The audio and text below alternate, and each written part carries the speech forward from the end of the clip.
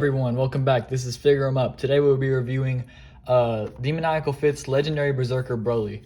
So it's third-party company Demoniacal Fit. They make all sorts of SFH based figures, and this is Broly from the Z movies, but obviously they can't call him that because of copyright, trademark stuff. So just starting off with the front of the box here, we can see they have that kind of San Diego Comic-Con or like exclusive event kind of look, where it has the black and then the one color with the illustration, but it's also got the clear view here of the figure, and then turning it to this side, which has the name of the figure and some art of his side. The top just says the name, and then with the back we have the SFH kind of illustrations here, some poses, and then talking about what the figure can do. And then on this side we just have Legendary Berserker at the bottom and then an illustration of Broly there. So with all of that out of the way, let's go ahead and get the figure out of the packaging and I will show you guys what he is really about. For this next segment, I'm going to go ahead and show you guys the difference between this guy's clamshell and a new SH figure arts that I just got, which is the Lowest Born Saiyan Goku. So you'll probably be seeing a video about him pretty soon. But here is the size comparison between the two. As you can see, Broly is just absolutely huge compared to where Goku would be if he wasn't posed up on my shelf right now. So if you're thinking about storing this guy, you'll definitely have to find some creative ways to get up with that if you're looking for a way to store clamshells. Personally, for me, I have a big cardboard box that I just use, and then I stack them all vertically like this, and then just like in rows in front of each other like that. But I try and stack like with the other Demoniacal Fit boxes or clamshells where they're weird and they have like the weird proportions. I try to stack all those together, and then SFH kind of fit neatly together because they're all this like basic rectangle shape. They try and stay true to their size. So I'm gonna go ahead and get the figure out of the clamshell here. Just move this over here. So getting him out, you can see he's huge compared to my hand. He's absolutely massive. We will go over some articulation first, and then we'll get on to the accessories. So he has some very weird articulation. As you can see, he's not a normal, I guess normal mold for the figures, you would say. So we'll start off at his head. He looks about that far down, looks about that far up. He does have some very good motion back here. As you can see, his hair has a lot dug out of it, and you can see that joint right there, how he looks, how he can look up so far. And then he does 360 with the head. And then with these shoulders, you have this joint right here, which allows him to go up like that, about that far. And then you have these almost butterfly joints, I'd call them, where you can move the shoulder joint back and forth. And then with the biceps, you have this weird joint where it's like got this one part and then it just sticks into the little hinge right here. So it is double jointed. You can see I can move just this top part, and then I can move the part that's lower to the forearm. For wrist articulation, I'm pretty sure there is like a free, his hands are pretty hard to get off. Yeah, a free roaming ball peg, but it doesn't move like at all. Like it's super stiff. So you can rotate his hands, but oh my gosh, you can rotate his hands 360, but with the articulation there, it's going to be a little limited. You can see how it's kind of rotating on that ball joint there. With his chest, it is kind of limited on the backwards range. You can see he goes about that far back, and then on the forward range, it's actually kind of good, not terrible. And then this piece of waistcloth here is just on a free roam ball joint, so we can turn left, right, go up or down. And then these ones are too, but they only go out and then forward like that.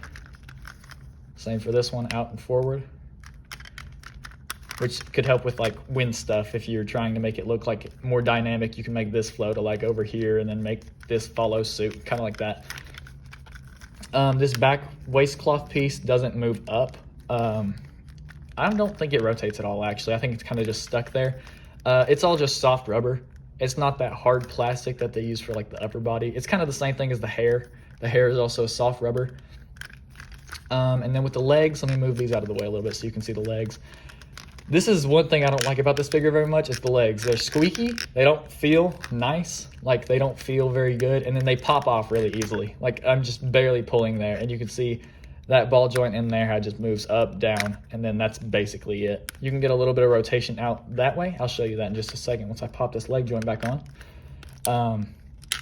So for leg articulation, like kicking, it's not going to be the farthest, but that's acceptable because he's a huge figure. Oh, that just popped off. I'll fix that in a second. And then for going back, there's basically nothing because that unmovable waistcloth there. Did I just break it? I might have just broke the figure. Oops. No, okay, so you can see it has that little hole right there, and then this just slots into there like that. Which that is a little unsettling. I don't like how that popped off. That's never happened to me before. But anyway, I guess that's another issue. And then with the knee joint, I'm a little scared to do this now. It's just a regular 2.0 hinge joint knee. So it goes back about that far because the waistcloth. Let me see if I can't get it a little bit farther by raising this up. You can. It bends back to where the top of this lower part of the leg touches the back of his thigh. So it's okay. It's not terrible. And I think that is basically... Oh, I'll do the feet too. So with the feet, they are a little bit different than regular SFH. They feel different. I mean, I think they're the same thing basically, just bigger, but they feel a little bit different. So you can see it goes up, down, down that much, up that much, and then with the toe joint goes up that much, and then basically no down. So that is basically all of the articulation here on this guy. I'll go ahead and get to some of the accessories. So you just have this basic face that I have on him right now, where it's the kind of angry smirking face, and then to remove that, you just take off this hairpiece, and then you can take off the faceplate. So let me go ahead and get this back in. Let's see. I'll show off some of the accessories here in a second. Okay, set him over here for now. For the accessories, we do have 2 more faceplates. We have a screaming faceplate, and then we have a kind of smirking, enjoying the battle faceplate. They are a little bit hard to get out because this thing is just absolutely so big. There's that smirking faceplate right there. So those are the 2 alternate faceplates. I'll do the hands next. So we have a splayed out key blast hand, and they do have some more detail in there. It's kind of hard to see on camera, but you can see the lines in the fingers on the details on that. And then he has 2 sets of grasping hands. So kind of like, I don't know, just grabbing, kind of like that. I don't know. I don't know what they're called. And then this is one of my favorite parts. If you have the $35 full power Super Saiyan Goku, you can use this to actually prop up his head and have him hold him like he does in the original Z movie. So I will show you guys with that accessory what Goku looks like when he's being held by him in just a second. And then you do have these 3 little green key balls. They're all the same as far as I can tell, which have little holes in them, if you can see there. Little tiny hole in the bottom. So he does come with a flight stand, and it's pretty big. I don't know if it's actually any bigger than regular flight stands for SH Figuarts, but it's just like the regular clamp design. I like to put it around his waist just because it's easier for me, and it doesn't look like you can't really notice it just because of how big he is. But it also comes with this little thing right here, which there's these 2 removable nuts right here, and you can take those out, and then you can put this in, and it will allow you to put the green key blast effect into this little peg hole right here. And then you can show it on display like that, as if he's firing it. So for why it comes with 3 balls and then only 1 of these stands, I don't really know. That kind of is annoying. I wish it would come with more of these. But that is basically all you get with the figure itself. So I will go ahead and go on to some final showcasings of like this hairpiece, and then just like some other nonsense I got to say. So let's go ahead and move on to that segment now.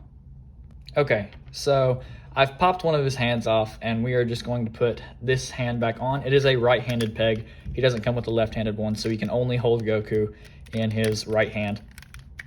So you can see that is in there now, and you can see those pegs in the back. So I have the $35 full power Super Saiyan one here, and I'm just gonna plug those holes in the hairpiece into his actual main hairpiece. I guess you'd call it a bang piece. So you just plug it right into there like that, and then you can have Broly holding up Super Saiyan Goku as if he's like choking him or whatever. Or you can do like with the ki blasts and the stand thing. You can do it like he was doing a ki blast. But that's how that works. So I got this guy on eBay. I think it was a little overpriced, but that's just because the hype was so big at the time and not many people had them. But I got mine for about $70 to $75, but I think you can find them now for cheaper, like $60 to $65. So for $70, I would say you're overpaying just a little bit for what you get here. I wish he came with more stands for the ball things and then just more like hands and stuff in general. But I still like the figure because I like Broly. He's one of my favorite characters. But for $60, $65, if you're thinking about picking this guy up, I would honestly recommend it. He's a great figure, especially if you need like a big standing tall figure that's going to stand out in your collection, because he really is menacing. Like he looks great on a shelf, especially if you have that Goku holding him. It looks amazing. That's how I display him on my shelves. So for $60, $65, I think he's a great pickup. For $70, $75, not so much. That's about all I've got to say. I mean, the figure as a whole, I like it. It's pretty good. I'm just blabbering on.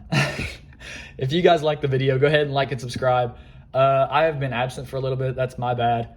I've been working on job stuff because I've just been so busy with that. And then I have also been getting a lot more figures. So, like I said before, like, subscribe, comment, helps out a lot. Helps get the algorithm, helps him get helps me get into his system. So if y'all want to see more figure reviews like these, and go check out my shorts content. I have a lot of great short content for you guys. So I've got nothing else to say. I will see you guys later in the next video.